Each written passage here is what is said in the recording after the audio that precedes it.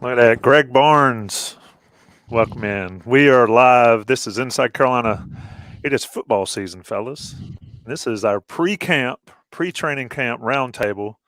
Jason Staples and I will be together on Wednesday night after the first open practice. Of course, sponsored by Johnny T-Shirt, johnnytshirt.com. That is Buck Sanders, El Jefe, Taylor Vippolis, and Greg Barnes making an appearance on the show for the first time, on the football show for the first time, I guess, since when, Greg?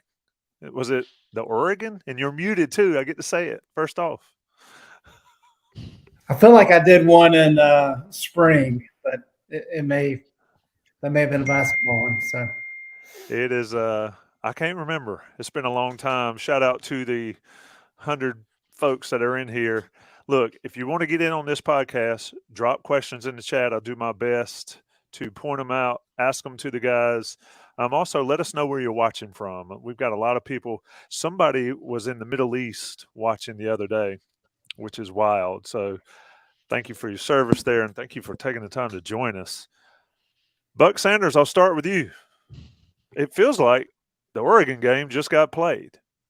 And here we are on July 31st, getting ready for preseason camp. Where does the time go, my man? Well, you're asking the wrong one, I think. Every day is like the next one to me at this time of life. So might ask some of the young guys. Taylor, does time fly like it does for us old guys? You know what? I've been watching more and more highlights as the off season has kind of gone along, and I'm kind of there with you where it does feel like the Oregon game just happened, but at the same time, it is a weird feeling where it feels like we've been missing that football fix for a while. And starting this week, I guess, with the NFL Hall of Fame game, it's nice to know that from now until Super Bowl week, there's going to be some kind of football. Yeah, it's hard to believe that. I guess you're right. There's a football game, at least one football game a week for the next 4 or 5 months. Pretty insane. Greg, I'll get you in here first. A lot to prove, I think, for North Carolina this year. And as camp opens, players and everybody report tomorrow, August 1st. Camp opens on the 2nd. In your mind, what gets proven first? I'll leave it that wide open for you right out the gate. Yeah, that is wide open. So I really think I'm going to boil this down to simplistic measures, and we can dive in depth as much as you want as we go along. But I think the defensive line is going to tell us how this team ultimately fares this year. Yes, there's a lot of new secondary pieces, both players and a new cornerback coach, which is a big part of what the defense wants to do. And then in terms of offense, yeah, you got a new offensive line coach. You have a new offensive coordinator in Chip Lindsey. Probably going to do things a little bit different than what Phil Longo did. Not a whole lot different. I don't expect when you have a guy like Drake May at quarterback, there's going to be a ton that changes. And so I expect the offense to be about the same, maybe a little bit better, maybe a little bit worse. But it really comes down to that defensive line. And Mac Brown has made some changes. I know Tim Cross is still a defensive line coach, which has been a talking point this offseason. But this is a team that won 9 games last year. Yes, they lost 5. And I think some of where the angst comes from is that Carolina was the first non-win team to close the season losing 4 straight. So you have this strange dynamic of where Carolina was 9-1 going into Georgia Tech. Everybody kind of was starting to pencil them in as a dark horse CFP contender. And then the wheels came off. And so it's just really a strange dichotomy of there was so much potential, even though there was some sketchy play there for a while. And then the house of cards kind of came tumbling down. So was last year a fluke, or was last year some needed growing pains to really set up for this season to explode and legitimately challenge for the ACC in the first year here without division play since, 2003, 2004? Yeah, it's kind of crazy. It's hard to kind of wrap your head around it. I was talking to the Miami guys earlier in the week for a little segment I did with them, and it's weird. Vip and I talked about not having that Miami game every year. Of course, they play this year. But Buck, I asked you the same question, and somebody said, no Jason Staples. Buck will not need his hourglass tonight. I have it handy just in case. So MLB Right started here. the pitch clock, and it's revolutionized the game. Baseball is so back. That's all we need. I know, and attendance is up crazily in baseball. So there we go. I need to figure out how to get a clock on the screen. I can throw one up, but I think it takes us all away. But what gets proven first, and what are you looking for to be proven first? I think folks somehow, and Mac makes this point a lot, and I've started to agree with him maybe more and more, that they did win 9 games. Nobody likes the last taste. It's like if you eat a great steak, like I just ate, and if the last piece is terrible, that's all you remember. Well, that's kind of what we're going on.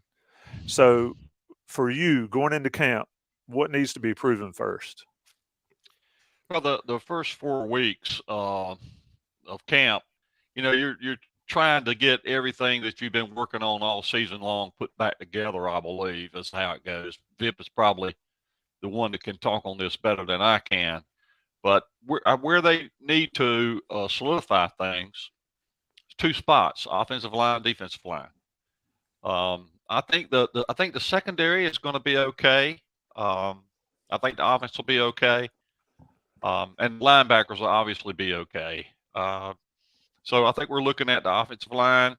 Hope that there's no injuries there. Look for whatever movement there might be there. There's some guys like Trevion Green, Diego Pounds, other people. Maybe you'd like to see them get in the action a little bit. But mainly it's the defensive line, offensive line. Those are the 2 areas to be concentrating on. The thing that strikes me about this team is that I'd have to go back a ways and check, but I can't remember one this experienced. This is a very experienced team. I look out of curiosity. I went back today and looked at some of the numbers for starts. The guys that are starting in on the 2 deep in the secondary have 143 starts. The guys that are starting on the DL, the 2 deep, 103 starts. The 2 deep at linebacker, 39 starts. Altogether, 285 starts on the starting or the 2 deep on defense.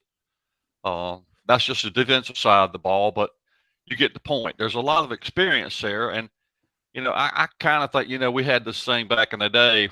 The old we had a fella now who is departed from this earth that came up with a T-shirt said "No excuses." I forget what year that was. You remember it, Greg? 2010. 2010, maybe. Yeah. When we did our own Trinity experiment in Canaan Stadium. That is, man, you bring back some great memories and some bad ones in just like one sentence. Anyway, that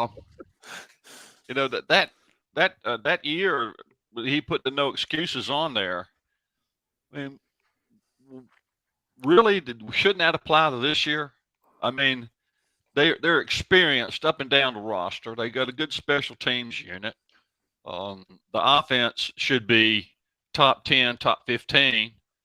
And the defense is a lot of guys in there have played a lot of football. I was looking on defensive line. There's not a single person hardly with under 9 starts, and several of them are double digits. These guys are not just new to the game. They have got their feet wet already. So I think, it's time to just see what you got, and they should have something this year. We'll see. Buck referencing Oppenheimer, which I saw last night. If you haven't seen that movie, you got to have 3 hours plus to go see it. But go check it out. It is interesting. Vip, I want to ask you the proven first question, but I also want to ask you, you've been a player in these camps. You've done this. What is the mood like coming into camp? Just you've worked all summer, you worked in the spring, you worked all summer, and now it's here. I mean, I kind of like the no excuses thing, but from your experience as a player in this arena, what is it like for these guys getting ready to get ramped up? Yeah, it kind of varies year to year and what your team's goals are, but I would say the general consensus is that you come into training camp super excited. It's why you train, it's why you do all the practices to lead up to the games. You haven't been out on a field in that kind of competitive environment for a while, but by like the third day, when the days all start to blend together and you can't remember what day of the week it is. You don't really remember anything from the outside world when you're just confined to the Keenan Football Center, get on a bus, go to the Aloft Hotel, get on a bus, go back to the Keenan Football Center. So by day 3, it really starts to drag, and you can kind of see, who is able to handle it and who doesn't handle it well.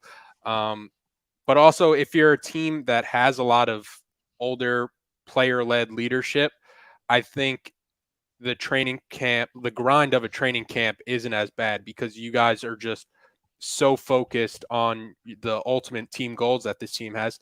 And the point that I wanted to touch on too is Greg mentioned like the angst of the fan base, the angst of this Carolina program. And it's because a lot of fans can see the writing on the wall that Drake May is the best quarterback that this school has ever had, and he's going to be the best quarterback that this school has had for quite some time, it seems like, with him being a projected top 5 pick. So the fan base is looking at it and saying, this is our window this season, essentially, to go from, Mac Brown has talked, from good to great.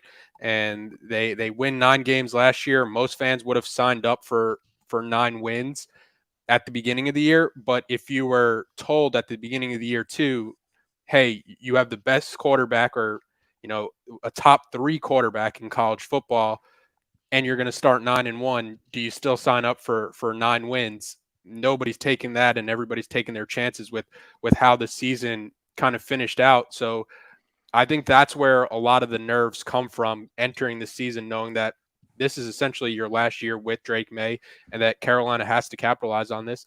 The question was, what's going to be proven? What needs to be proven first? Oh. Yeah, it's Carolina has to win in the trenches. It's going to start there. You have to win the ugly football before it really matters what you're doing, stretching the field vertically, like I think Chip Lindsey is going to try to do this year with some of the options he has in Tez Walker and Nate McCullum. But I think there's ways that Carolina can kind of counter that if the offensive line isn't doing that well. You saw a bit of it in that all access where Carolina mentioned a more a willingness to move the pocket for Drake May, because I think they know that offensive line isn't up to the standard of where some of Carolina's other position groups are when you have guys like you do at receiver, or the talent at running back, or the quarterback, Drake May. Greg dipped out. I think he's having a little bit of technical issues there. I had a question for him coming back, but Buck, I'll bring it to you. You talked about the experience, and I'll just bring in one of the questions. I mean, and it's a common theme, and like it or not, it's somewhat accurate. Brian Bean says being experienced and being good are different in regards to defense.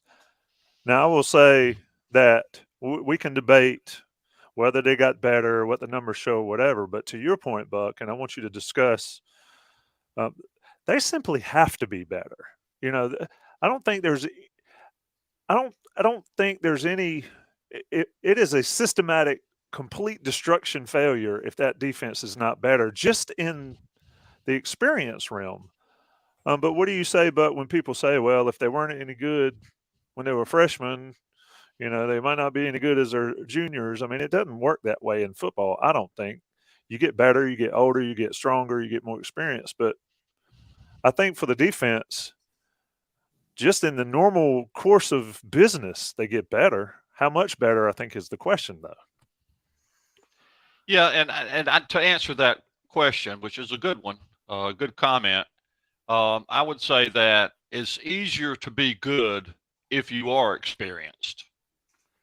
It's harder to be good if you're running a lot of freshmen and sophomores out there, particularly in the trenches. If you've been around offensive lines and defensive lines as I have, that maybe the oldest person on the line is a true sophomore. I remember one year bunting. I can't remember the player's name, and probably it's good that I can't. I don't want to embarrass anybody, but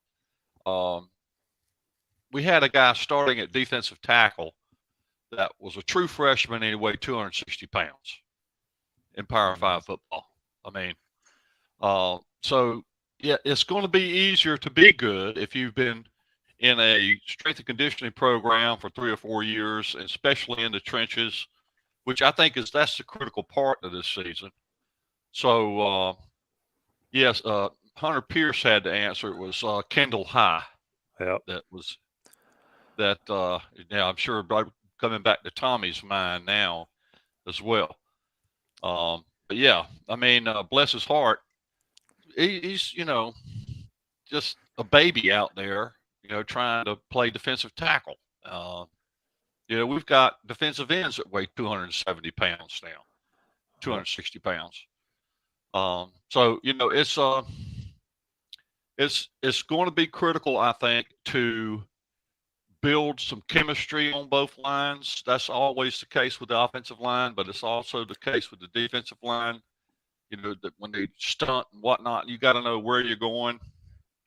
So that experience counts.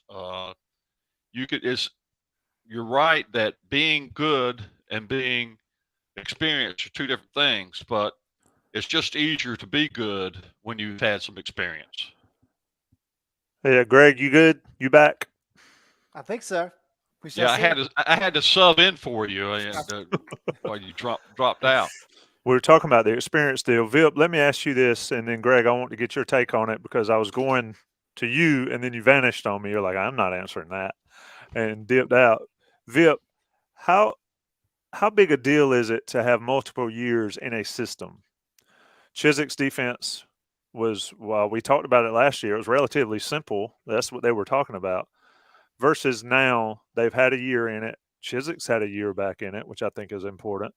How important is that for players to get a full understanding and be able to play and not be thinking about what they're talking about or what they're trying to do? Yeah, you hit it there. It's a massive difference because you're less thinking out there and more just reacting. Carolina has recruited a lot of great athletes, and if you can take away that thinking part and just let them be great athletes on the field, the end product is going to look a lot better. And I was laughing earlier when you were asking Buck the question. The defense has to be better. It can't get much worse than what the defense was last year. And I think the Carolina defense is hanging their hat on a lot of experience. Cedric Gray is an All-American caliber defender on that defense. You look at the numbers the defense has last year, and it kind of hides how great of a player Cedric Gray really was and how much of an impact he made on that defense because they were still a defense ranked in the hundreds. I think Carolina is looking at a lot of their losses from the secondary as addition by subtraction. You have somebody like Elijah Huzzy who comes in, who everybody's raved about him before he even steps on the field for training camp practice. And then I think Carolina's kind of hanging their hat on Ted Monachino's influence on the defense. And when you factor all those things in, I think that's why a lot of people are pointing at this defense is going to be better, but better, significantly better, because the bar, again, was so low last year. Greg, on the experience, and the question I asked Buck when you lost us for a minute was, you would figure just by osmosis that guys would get better. Just having another year, getting stronger in the system and all.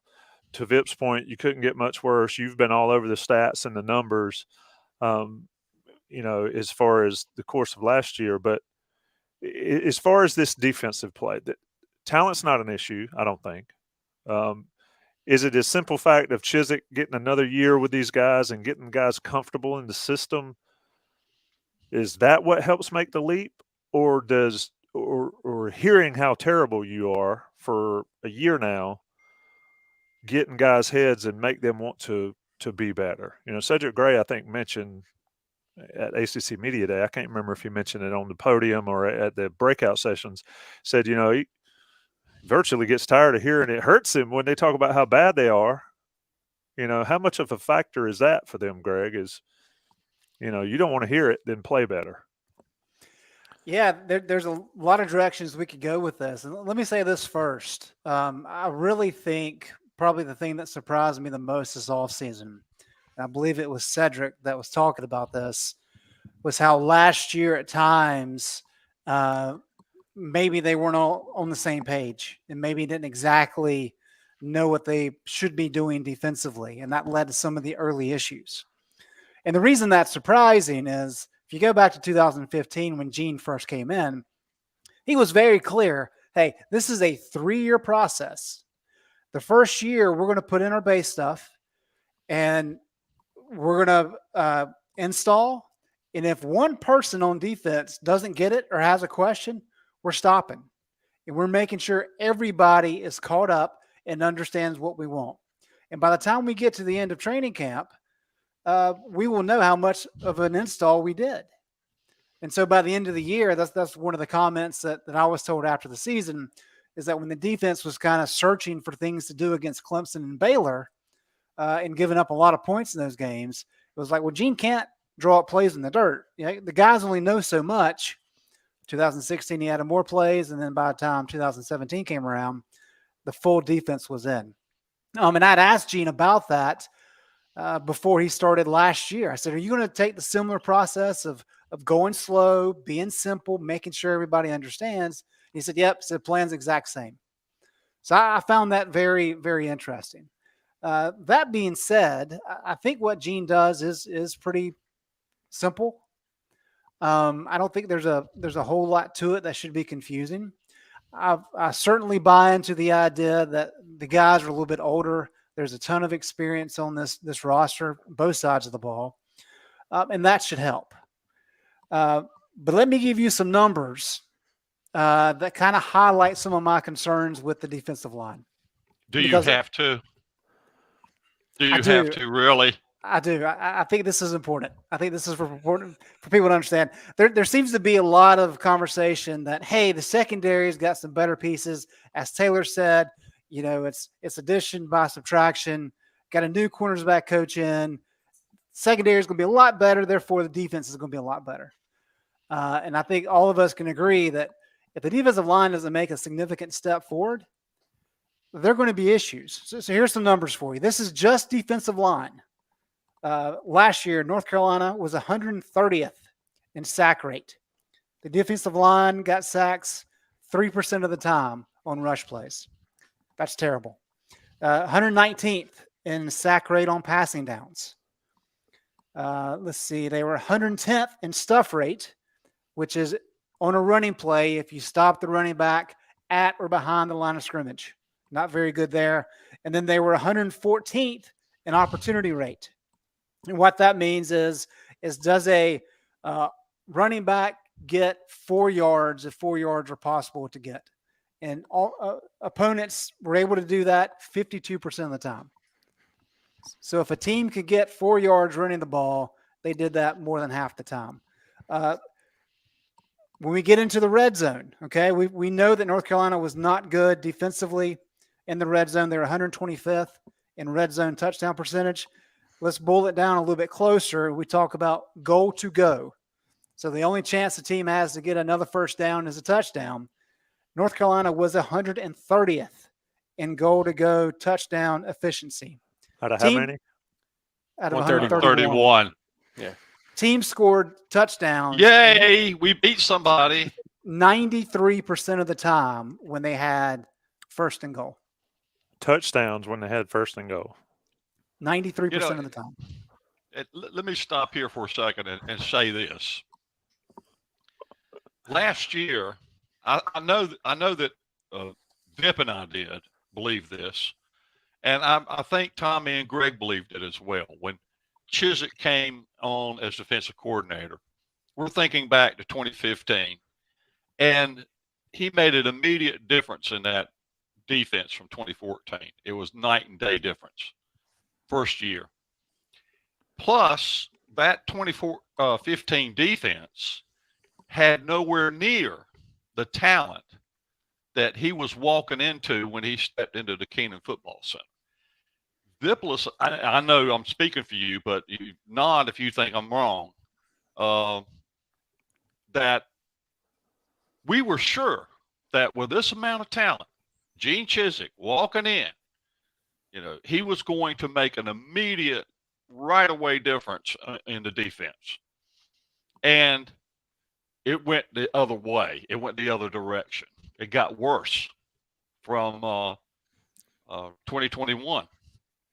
So that's why Vippolis is sitting there looking like he does, and why I'm talking like I am, is because we don't want to say anything about the defense. Is there any chance it's going to be better? You're not going to hear me say that, because I just went through this a year ago, and y'all can correct me if I'm wrong on any of that. No, I think you're right. And I'm getting to my point, Buck. I know I'm just throwing out numbers at the moment. One more team number, then I'll give you some individual numbers, which is where we're going with the defensive line. This stat right here is mind-boggling to me. In the red zone last year, Gene Chiswick blitzed on 47% of passing plays in the red zone in 14 games. Do you know how many sacks North Carolina had on those blitz plays? Well, didn't have but 17 Zero. the entire I'm year. guessing zero. Can you believe Zero. that? 0 sacks.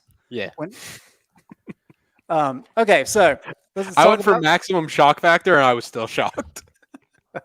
All right. I guess my point is like, how does it happen? That's what I would love to know, how this happened. Correct. So here's the thing. Is it a scheme matter, right? Is it Gene Chiswick just not scheming up? He's forgotten football. He took 5 years off and just forgot what he was doing. Obviously, that's a stretch, right? I mean, he's a national champion, both as a defensive coordinator and as a head coach. The guy knows football.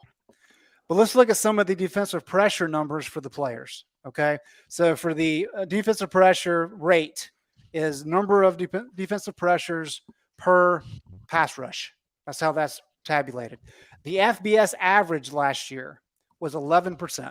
So the average pass rusher, basically 1 out of every 10 pass rushes got pressure. That doesn't mean he got a sack. That means he just put pressure on the quarterback. When you start going through all the players in the FBS, this should not surprise anybody, but UNC's first player on that list is Power Eccles. He was 80th in the country at 28.6%. That's really good. 1 out of every 4 times he rushed, he made an impact. Then you go down, we get all the way to 147, and that's Cedric Gray at 23.3. Again, that's really good.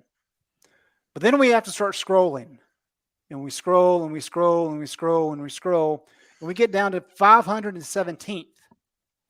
And that's Noah Taylor at 10.9% pressure rate. Now remember, the FBS average is 11%.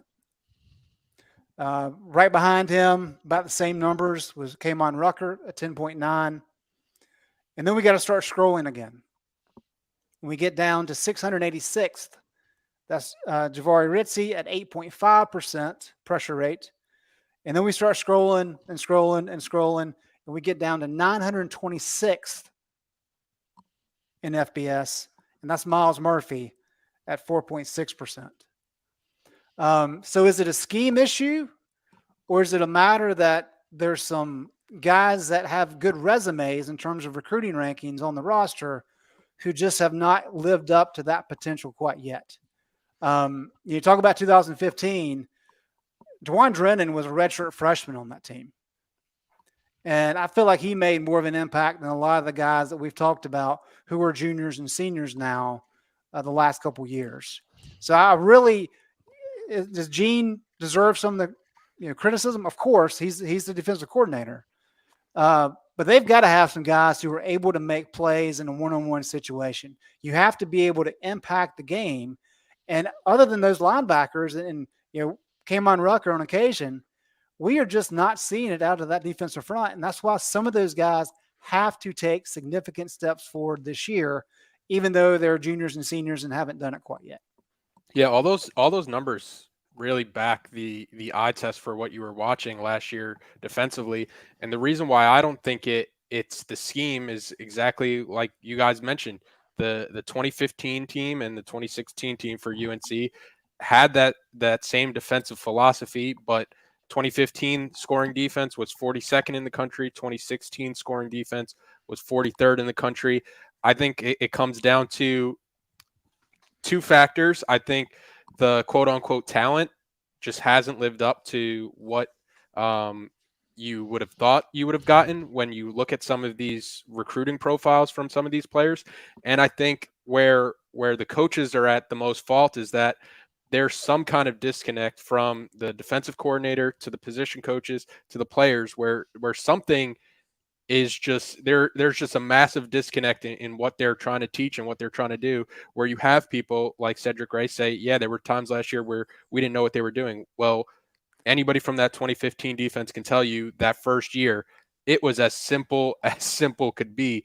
So the fact that players can come out and say, like, we didn't know what to do, we weren't lined up correctly, those weren't problems that just Coach Chizik had last year. Those were problems that you saw in the previous regime at defensive coordinator. And you start to look at, like, what are the common factors, and it's that there seems to be some kind of disconnect between your defensive coordinator, your position coaches, and the players that are out there executing. And that's why I'm with Buck. This defense, before I say one good word about this defense outside of Cedric Gray, they're going to have to prove it, because it's hard to take anybody's word when you list off all those stats and it passes the eye test. And just so we're clear and we're all on the same page, Greg, those numbers you were kicking out were for the season. They included App State and Notre Dame. And I'm sure we could figure out a way to pull that game out because that's the one everybody talks about. But at any rate, that is 14 games for the season. What is it, Buck? Lies, damn lies, and statistics. You look like you were chomping at the bit to get in on that. I don't know if I've ever seen Buck Sanders as much of a show me guy as you are right now. Have you just finally learned after all these years? No, I don't think that's it. I think that, as I was saying before, we had the experience of 2015 of Chizik walking in the building, and it was like a light switch went off, and everything that was bad the year before was suddenly good. So that's what I expected to some degree, and maybe a little better because he had more talented players. And when you have the time and the inclination, if you so desire, you can go back and look at some of Gene's press conferences from last summer during the spring and during the fall camp, and right in the week of the FAMU game. Now, not that he would do this, but he gave off no impression that he was concerned about the defense at all.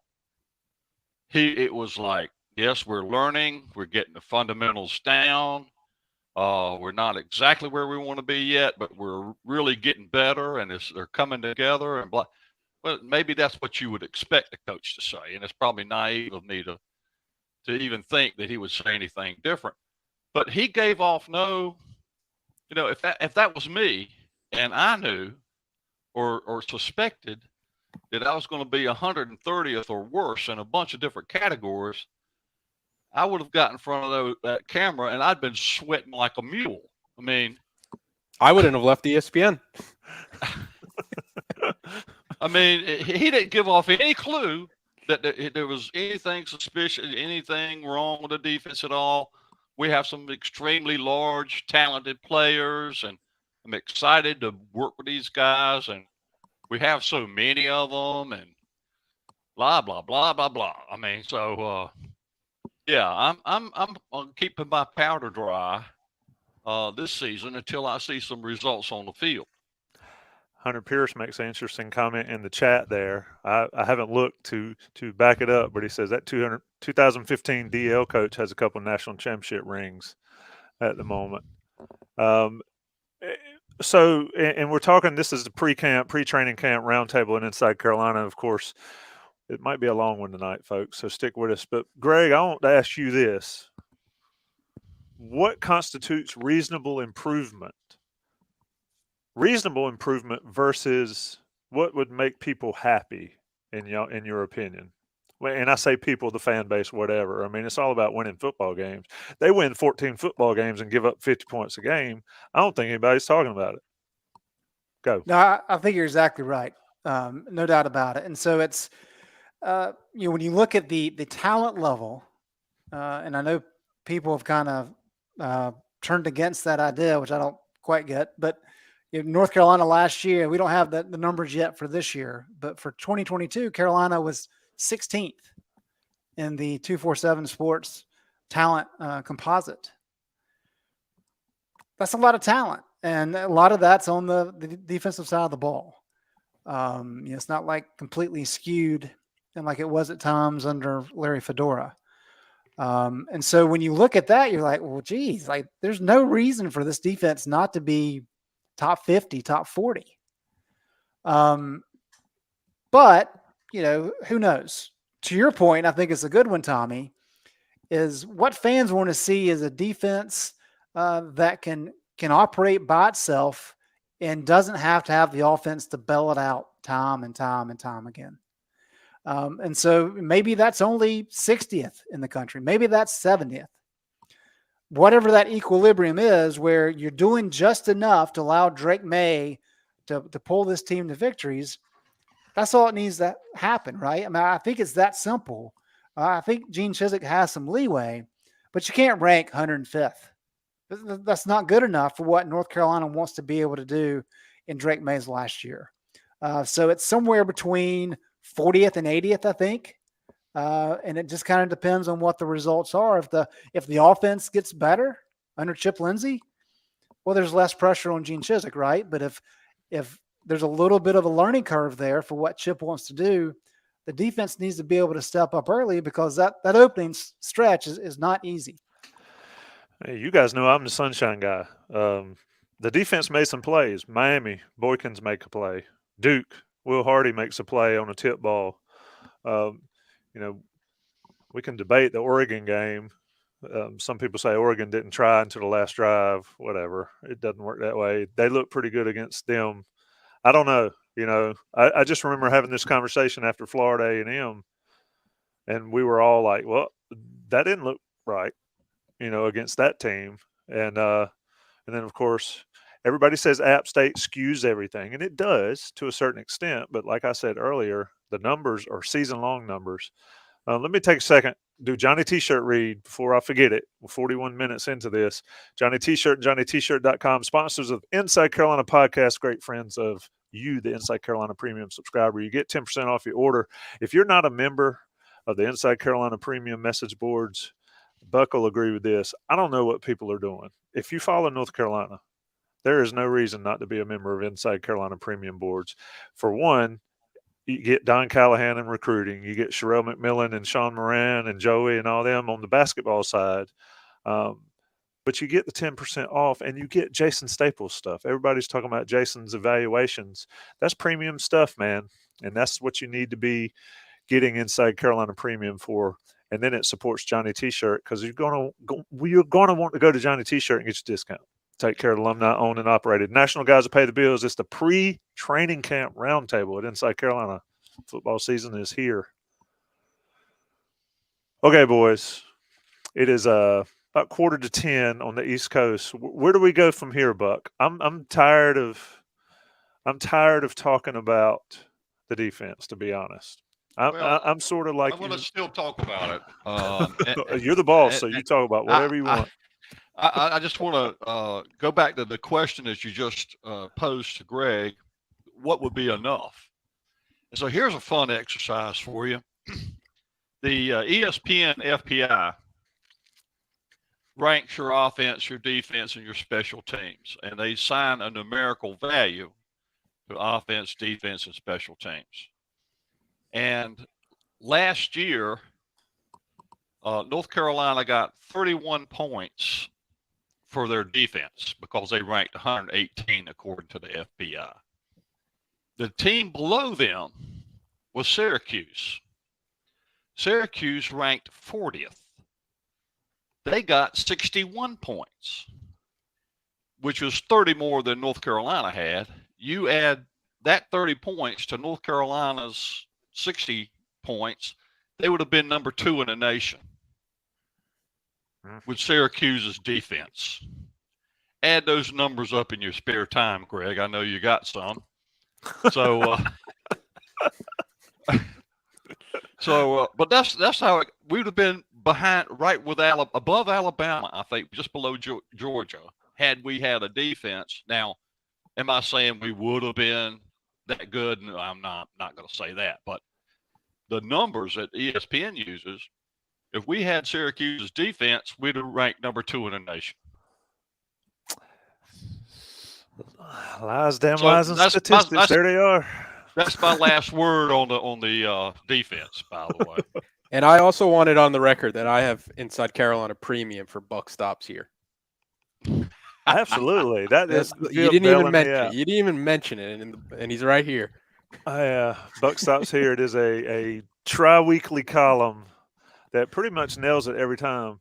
And I learn a lot of. You have to get my dictionary out when Buck sends his column in for me to post up. I got to get my movie knowledge and my dictionary out. So yes, Buck Stops here. Probably the number one thing on Tar Pit Premium. Let's talk offense. There's a lot of questions. I'm gonna get straight into the questions. Who wants the first question? I'll let Slagle go first. What will IC be watching closest in fall practice? I'm going to do it on the offensive side of the ball. Vip, offensively, what are you looking at first? I'm biased. I'm always watching the receivers. I'm going to be watching who looks like the third starting receiver. Tez Walker, Nate McCollum, you can pencil those two in as your starting receivers. Carolina went out in the transfer portal, identified those as the best talent to bring to Chapel Hill. It's not a case of what does Carolina have with those? They have 2 starting caliber receivers in those 2 guys.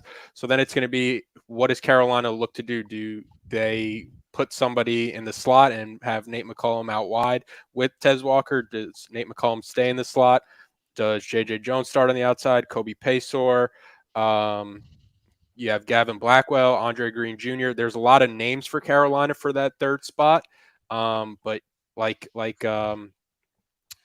guests on the Players Lounge said this week, you only have 3 spots for your starting receivers. All of them want it, and it's going to be a good battle, I think, as camp develops, and it's going to be important to see who Drake's thrown to.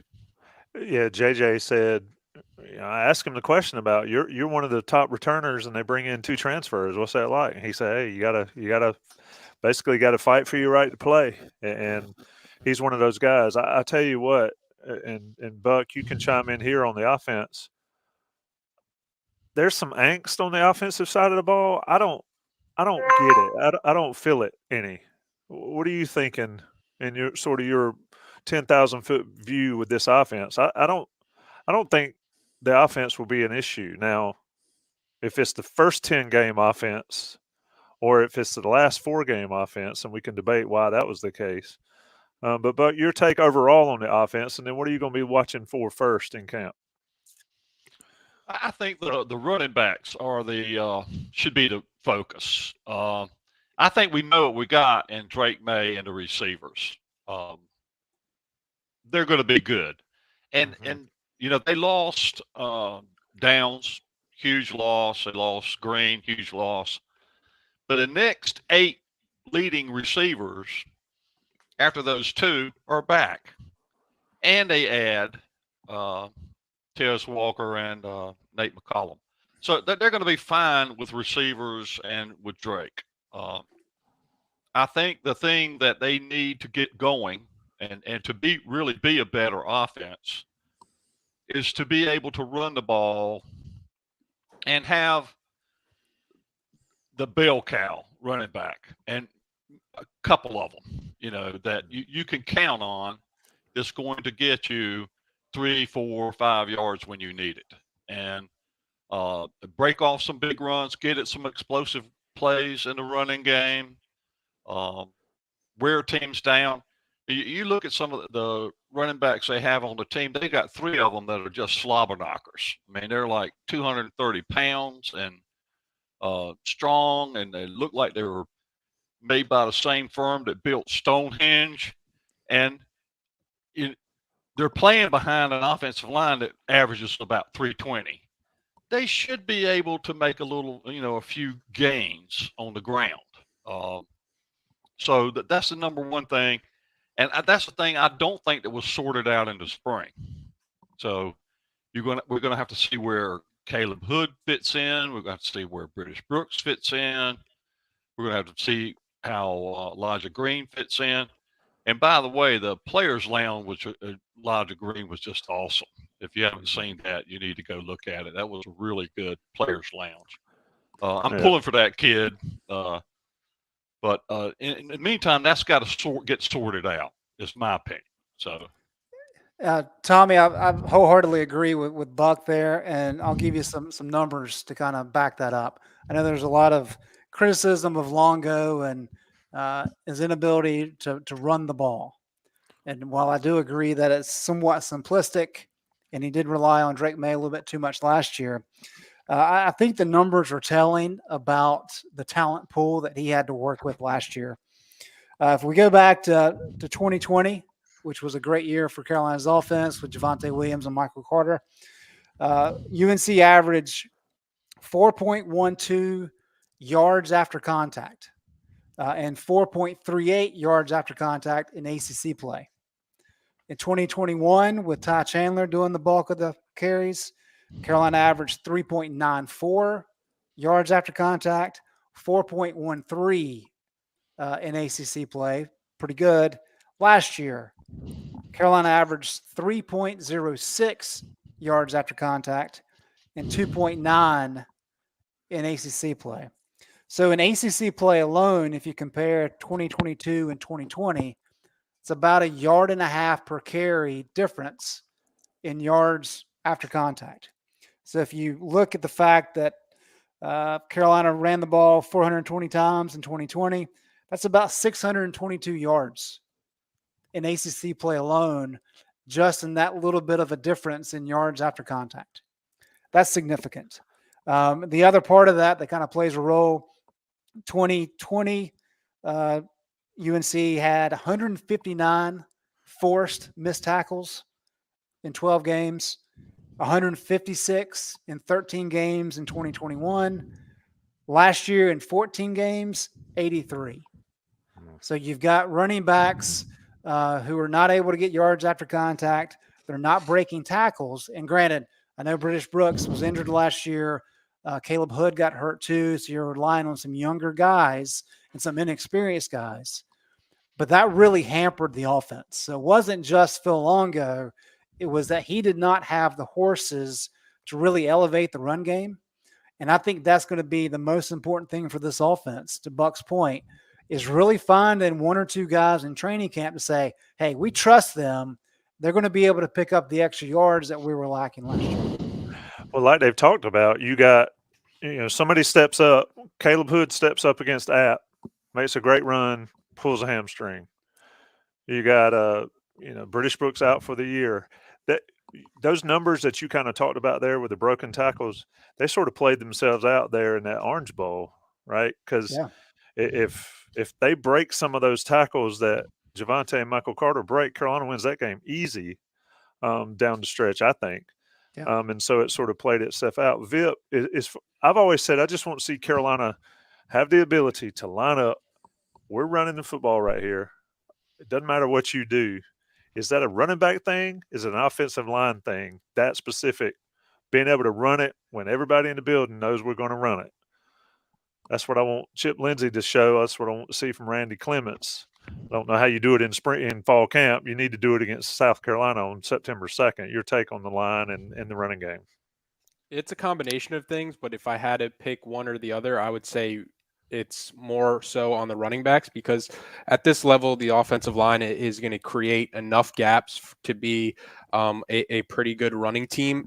But you need backs with that special kind of vision to take an average offensive line and make them look good. Like, I don't think Carolina's offensive line when they had Michael Carter or Javonte Williams was, superb. And I don't think Carolina's offensive line has taken like a massive step back. You just had two NFL quality running backs with elite vision, elite speed, elite cuts, running the ball. And I think you saw it like 2015, 2016, when you have guys like TJ Logan and Elijah Hood. They're playing behind good offensive lines, but nothing like unbelievable. But even if you do have a great offensive line and you don't have the best running backs, it's going to be tough for them to have the vision to break plays. And it's with a great running back, it's normally the difference between like a 5-6 yard rush or one that goes for 40 plus and breaks for a touchdown. So push comes to shove, I'm going, this is more on the running backs, because offensive line, it's a position where I think you have a little bit more leeway with some of the looks you get in the protections. Yeah, Barry Sanders is the only running back I've ever seen to be able to get yards on a bad offensive line. But I do like the point that, if the offensive line's average, was pretty much like the rest of them in college football, save a few of them. The running back's got to make plays. Let me ask you this. Let's go around the room. And folks asking for numbers. We're going to have an over-under podcast closer to the season. We'll have the prediction podcast closer to the season. Jason Staples will be on that one. Buck will have his hourglass, his minute glass handy for that. But let me ask a question here in the chat. Greg Ward asked. Start with you, Greg. Who do you think the top two running backs will be going into the season? Health is a major issue, but if you had to pick two right now from what you've seen from this team, who would they be? I think it's going to be Elijah Green and British Brooks. I'll leave it at that. Vip? I'll go Hampton and Hood out of training camp. Yeah. But what you think? I'm going to go with Brooks and Hampton out of training camp. I think they're going to go with a big, when he said the 2+1 theory, I think two backs are going to be big backs that sub in for each other, and the other back will be Petaway before the season's over with. I love Elijah Green, but Petaway's got some special skills that I think is going to get him on the field more often this year. Two thumpers and a scat. That would work. Kobe Jones asked, and what do y'all think? Not necessarily schematically, but tendencies with the offense change. Greg, I'll just start around the horn again with you. One thing that drove people nuts is, especially in the NC State game, it really reared its head, is run it on first down, up the gut, run it on second, up the gut, let Drake make a play. What do you think? How do you think Lindsey and Clements and the run game, Freddie Kitchens' run game folks, how do you think all that changes for this offense, if it does? I think it matters a lot with the running backs, right? Because if you look at what Carolina did last year, the primary success running the ball was on the edges. That's where they had the majority of their success. And a lot of that was Drake. They wanted to be able to run power. Longo wanted to do that. And just didn't really, was not able to get it done last year. And yeah, it was a little bit too vanilla probably. But I think what will help the run game more than anything is that Larry Fedora really was big on the idea of short passes, long gains, and he loved screen passes. And Longo did not. So I really think we'll see some new screen pass game that we haven't seen in the last couple of years.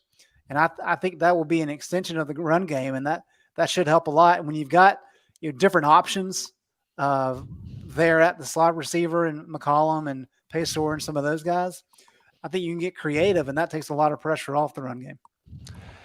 You got to love when people get in chat. I was going to say earlier, we hadn't seen the porn bots lately on our YouTube chat, but now we got people like making screen names and talking smack. Just so silly. Anyway, tote that band. Buck Sanders. We never talk about the tight ends. John Copenhaver went to media day. He was the special teams representative. Obviously, he had Drake, Cedric, offense, defense, and then Copenhaver. But Copenhaver is the tight end that can do about everything. Your thought on that room? I mean, Freddie Kitchens has walked into one of the most talented rooms in the conference. How do you think they're utilized different? I think if you're a tight end, and as much as Sam Howell was great at North Carolina, Drake May met his tight ends in game one and never left them. How do you think that room shakes out, Buck?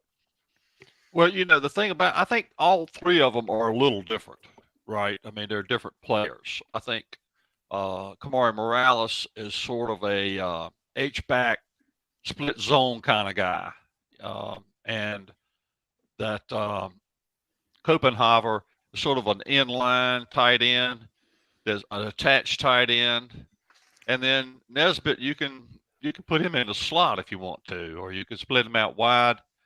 You can do a lot of different things with Nesbitt. So even though that there's three of them, I think they each bring a little something different to the table that would make life hard on defensive coordinators. That you've got to have players that can meet the challenge that each one of those guys brings individually.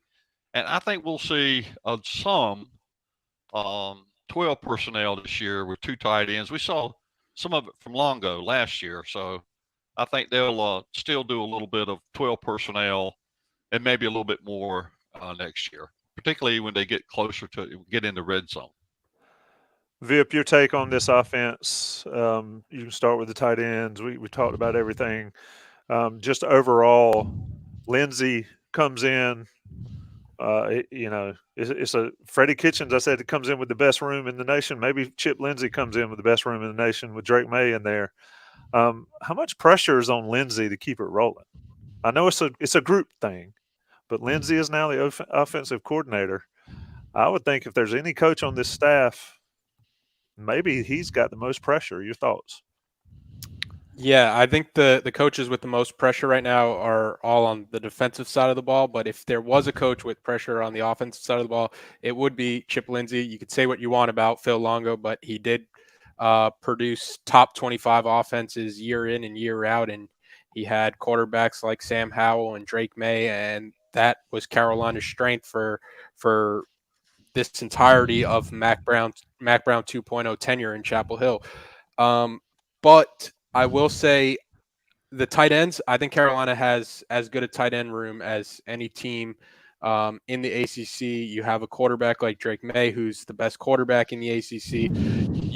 You have a lot of unproven guys at the running back position, but you still have a lot of supposed talent from what we have seen. I think Tez Walker, Nate McCullum are going to be first team all ACC caliber players this year. So, and I think from a coaching perspective, where fans can be a bit optimistic, I think this staff, as it's currently constructed, is going to be more willing to take what the defense is giving them and not rely so heavily on Drake May to bail them out in and week out. And I also think that besides just taking what the defense is giving them, I think this staff is also going to be more willing to try new things like moving Drake out of the pocket, which a lot of people have been asking for in this Carolina offense, with a poor offensive line or with a below average offensive line, and not just making your quarterback stationary targets back there and doing things like shifting the pocket to keep defensive coordinators on their toes. So I think Chip Lindsey does have a lot of pressure, but with all the pieces around him, it feels like a pretty tough situation to mess up, especially with a Heisman caliber quarterback. Yeah, and when you talk about moving the pocket, it's moving the pocket intentionally. Yeah. Not Drake May running around because he has to go. It's moving it and rolling him out, things like that. And, of course, Jason's been all over that stuff, talking about Drake and the evaluation and all. We can talk about special teams. They're a huge part of the game. We never give them enough. I think Ryan Coe will be the kicker. I guess Ben Kiernan is still the punter. Would be cool to see the new fella, the new Aussie out there, the one that said the building is not big enough. We have to get Tom Sheldon on a podcast. Yes, we need to do that. And wherever he is in Australia right now. We'll find really get the take. But anyway, Buck, before I start popping out questions here, and I want to get these folks who've submitted questions in the chat, any closing thoughts on our portion of the show? Buck Sanders, you're up. You got to make closing a difference thoughts. here. I think that the whole coaching staff, Mac Brown on down, is under pressure this year. I'm not pulling the hook on Mac or anything, but there's a lot of pressure. He's got an experienced team. He's got the staff that he wants. He's given Chiswick, Charlton Warren, and Jason Jones. He's put all the pieces in place that he thinks is necessary to make 2023 a special year. Normally, I would not say this, but 8-4 would be a disappointment to me with the talent that he has on this team. And he's been here 5 years. These are his players. It's his coaching staff. He's gotten a lot of what he's asked for. Walked into a situation where there was a new indoor arena just sitting there and hadn't even got the shiny rubbed off of it. So I do think that the entire coaching staff, Mac down, it should be under pressure. Whether they are or not is a different question, but I think they should be. Greg, you want to give me some overall thoughts before I start popping off these questions? You want me to go straight to them? I think that's an interesting conversation. We don't have to have it right now. I think Mac's response to Buck there would be, we won 9 games last year for only the second time since '97. So 8 would be a disappointment, right? I'm not saying I disagree with you. I'm just saying that's how some are kind of framing it. Of this is what Carolina has been. Like 8 wins or 9 wins is still really good for what Carolina is. And I kind of look at it the same lens you do, Buck, of like, forget the past. What does this team have in terms of capabilities? And I think we've had that a little bit on the board over the summer, but I think that's an interesting conversation as we head into the fall. Tommy, I do have a trivia question for those watching on YouTube that they can try to answer by the end of the show. Here's the question. In 2022, I want you to rank these 4 teams from best to worst in running play efficiency on 3rd and short. Those 4 teams are Carolina, Alabama, Georgia, and Michigan. Well, it's obviously a trick question. It's got to be UNC, right? It was for the chat. You got to put them in order. You got to put them in order. Okay, well, yeah. I didn't do that. All right, let's that's for the chat. Rank those teams in order per Greg's questions. All right, let's get into the chat questions. I'm going to read them out. I don't know how many I will get to, but we'll get to as many as we can. Preston from Greensboro, a regular. Preston, you might want to join us on the Noon Dish Tuesday. Noon Dish tomorrow, Tuesday, with Don and I. Should be a pretty good show. With a relatively older team, will the backups get more reps this camp, or will starters get the majority of the reps? VIP. Is there any reason for Drake May to get all the reps? Or is it a good time to get a guy like Connor Harrell a bunch of reps and other positions? I think quarterback's a little different than everywhere else. But how do you think they'll divvy the reps in camp? Yeah, I don't think you split your reps up depending on players' experience. Maybe in the spring when Carolina's trying to do things like protect Cedric Ray or protect somebody like Power Echols, knowing that they're going to play 90-95% of snaps this season. But with as close as you are to the season, I think every rep kind of matters for those guys, and building the chemistry of guys that you're going to have out there on September 2nd, whenever Carolina kicks off against South Carolina, where I don't think you could really jeopardize and just say, oh, we have one of the best quarterbacks in college football. Let's not get him as many reps as he might have gotten last year going into camp, especially when you are mixing in new receivers and new running backs and new tight ends to a certain extent of guys that maybe have never all played together at once, where I think you have to approach it like you don't know who's playing and you're trying to just find your best 11 every time out there. I agree with that. John Grisham, send me an autograph book there, Mr. Grisham, talking about interesting names. Greg, this is directed to you. Just so you can expound on your article. You pointed out in your article this team needs to increase margin of victory to truly contend and get young guys playing time in garbage time. I think that was the biggest thing, and it's sort of been a Carolina thing across both major sports of late, is not being able to have a lead enough to get depth reps in games. Your thoughts there, especially as Max said, this is the toughest schedule. He says it's the toughest schedule he's had early.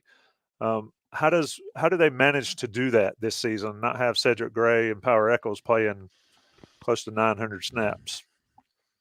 Well, yeah, I think that's the big issue for the defense, is because that's the one position where you don't have a lot of experienced depth, and you don't want to wear those guys out. Especially, Cedric Gray, I think, played more snaps than anybody in the ACC last year. Granted, I know he played 14 games. But really, the point of that, and we talked about this quite a bit in 2019, Tommy, but when North Carolina was getting ready to play Clemson, Mac really brought up the fact that Darryl Royal pulled him aside when he was at Texas and said, look, you've got to get to a point where your talent level is so much better than everybody else's, because you're dealing with 18, 19, 20-year-old kids. And if you're expecting them to play their A game every single week, I mean, you're smoking. You're on something. It's not going to happen. And so if you watch, every year in college football, there's like one weekend, maybe 2 weekends, where the best team in the country is like in a nail biter, right? Well, that's because they're playing probably their C game. I think Georgia and Missouri maybe was the one last year that I'm thinking of. And what you want is that for your B level or your C level to still be just as good as another team's A or B level. And Carolina was not there really last year. Carolina had 9 games decided by 7 points. You're not going to win 6 of those games consistently. Phil still has a lot of that data dating back 25 years. And it's like Carolina had 3 net close wins last year. They were 6-3 in games decided by 7 points or less. Still's data says that 80% of teams over the years that have done that have the same record or are worse the next year.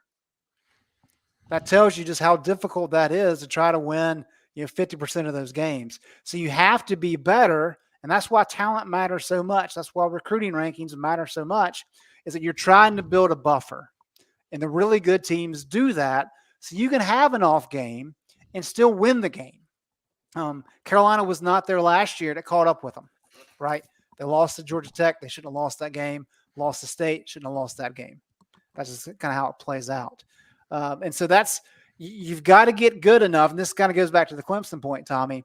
In 2019, we were looking at guys like Tyler Davis, who had a significant impact on the Clemson defensive line, and he played half as many snaps as Aaron Crawford did. Mm-hmm. Why? They had a bunch of other guys that were really good too. And so they could rotate guys, keep them fresh, make them more efficient. And what else does that do? That builds your depth so that when guys leave the next year, you got guys that are experienced and can step in. That is part of the program building exercise. And that's where Carolina has kind of stumbled a little bit in the last year or so.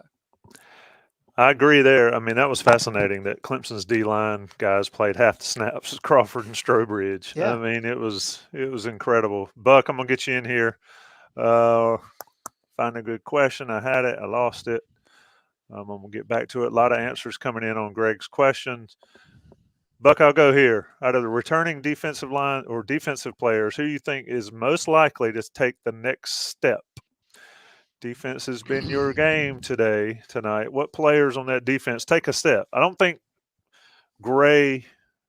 I mean, he can take another step. He can get better, but he's already up there. Give me a guy that makes some noise that you think will make a difference this year. I'm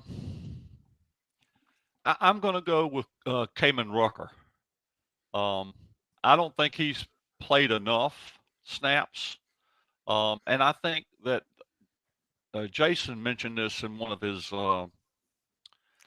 position analysis after he did the personnel, that they could put Rucker on one side of the ball and Gainer on the other in rushing situations. And if those two guys can't get to the ball, then what are we doing? You know, I think that he can has the opportunity to have sort of a breakout season, because we know him, we know all about him, we've seen him play, but on a like a regional or national media basis, he's not a known quantity. So I would say Rucker. Good take there. Vip, last question. And some of these questions in the chat, Jason and I will hit on Wednesday night. So if you join us and I didn't get to your question, ask it again, because I'll definitely get Jason to answer it. But I'm going to ask you this one, Vip. Offensive line positions up for grabs. Spencer Rowland and Gainer seem to be solidified. And look, they love Spencer Rowland. A year, Ivy League guy, a year in strength and conditioning. He's really stepped up. But is William Barnes the guy at left tackle, Vip? I mean, is that position up? Is Willie Lampkin going to play? How much does it matter, given what you talked about with offensive lines and running backs and things like that earlier? Yeah, I think it matters to a certain extent for sure. You don't want to trot out a subpar offensive line. And I think Carolina's offensive line has the potential to be, at least average to pretty good with how much experience they have.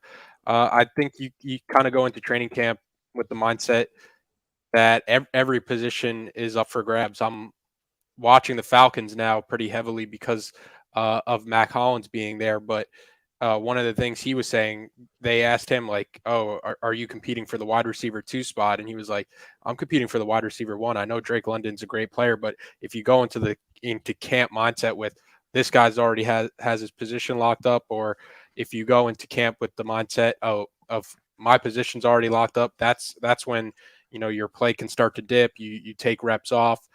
You're not as mentally as sharp." So I think Carolina kind of goes into it thinking every position is up for grabs. And I think I really like what Willie Lampkin projects at this level. I know he's kind of undersized for the Power 5 level, but I think he has like the toughness and the intangibles to make up for being undersized.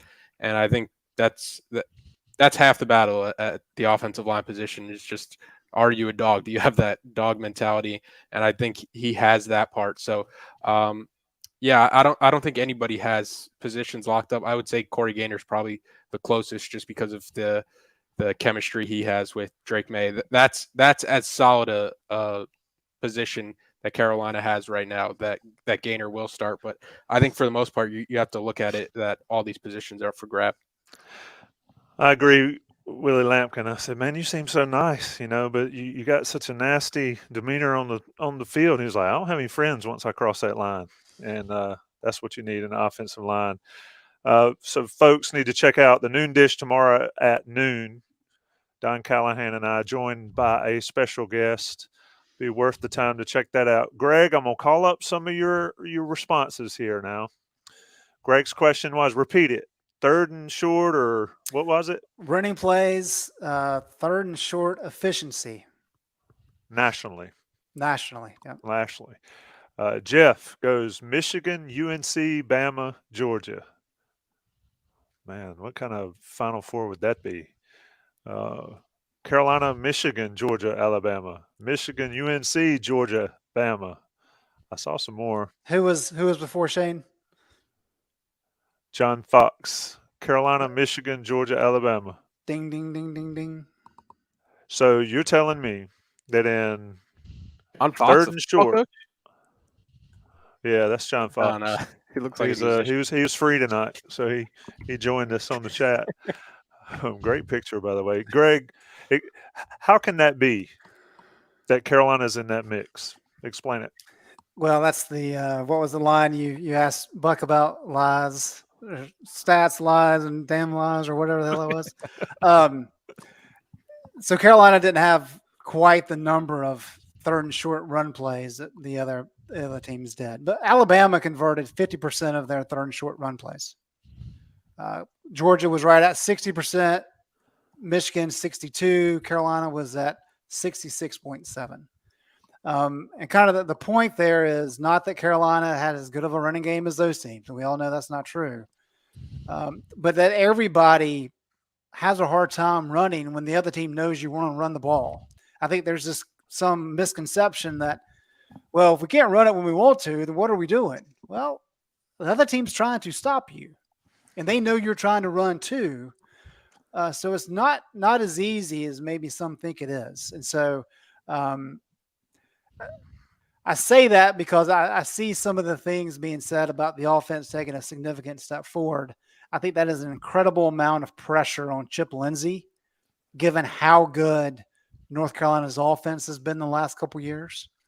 So I just say that to kind of give him some space, and it may take him a year or so to kind of get his offense in. I know he's got 1 year with Drake, but if his numbers aren't as good as Phil's off the bat, I don't think people should be charging him with pitchforks quite yet. It shall be interesting. Vip, you got anything left before we get out of here? No, I don't think Vip's so. all good. Shout out to Vip for the help with the Players Lounge. We'll try to do something with those players during the season. Not sure what. The Players Lounges is, of course, on the Inside Carolina YouTube channels. I guess J.J. Jones drops Wednesday. Special guy. Saw him on WRAL hosting sports the other night. J.J. Jones doing his media act there with WRAL, and he'll be with us on the Players Lounge Wednesday. Buck Sanders, as always, it's great to get back in touch with you, my friend. Looking forward to the Day After podcast this year. They're right around the corner. And Greg Barnes, I mean, Greg is just the GOAT of the group. I'm Tommy Ashley. It's been Johnny T-Shirt Special. Tune in live, noon dish tomorrow at noon, right here on the YouTube channel. If you missed us, or if you're Sean Crowley and you showed up late, again, catch us on the replay. And I'm joking with you, Sean. Catch us on the replay and check out Inside Carolina for complete coverage of camp opening on Wednesday. All hands on deck Wednesday. Be a ton of content. Thanks, everyone.